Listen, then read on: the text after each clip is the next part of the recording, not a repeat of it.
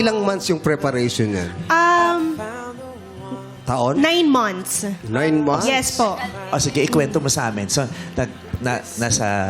nasa Christian church kayo, Yes po. masaya, ganyan, naka-gown ka, na-design niya, naka-ano siya, suit? Yes po. Naka-suit siya, si mami din, naka-postura, ganyan. Tapos, may mga flower girls. Pag Christian wedding, ganun din ba? Opo, pero hindi siya yung girl na girl. Ano po siya? Mga teens. Oo, hindi na super bata. Opo, hindi na po mga Tapos saan bata. ang reception? Doon na po mismo, kung saan po kami kinasal, doon na rin po yung reception. How was the wedding? Was it very solemn? Fun ba siya? Yung chill lang? O talagang... Ano siya super... Hindi mo ma-explain yung magic. Kasi for the first time in my life, doon lang ako nag-celebrate. Never po akong nag-celebrate. Kahit birthday? Yes po.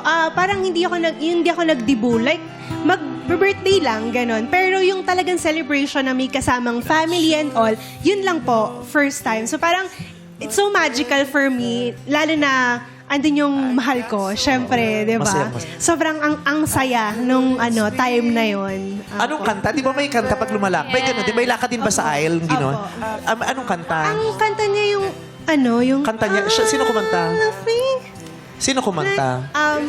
John Legend. Hindi, sinong kumakanta sa wedding? Siya po mismo. Kasi singer po siya. Ang taray, no? Yes, Siya po. na, hands-on siya. Coordinator.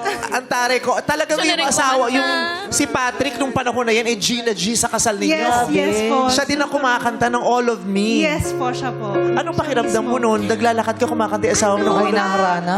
Parang, nung nakikita ko na siya, parang gusto ko na lang tumakbo. Tapos, Sama ka na parang agad sa kanya. Sama na. Yung parang ganon. Kasi, Anong itsura niya pa? Ang gwapo niya noon. gwapo po. As in, talagang parang...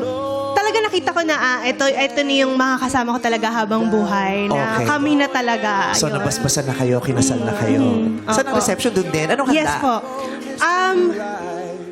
Ano nga yung handa? Yung usually lang po na pesto na tas beef na pagkain. Yun Masaya? po. Yes And then? po. Hindi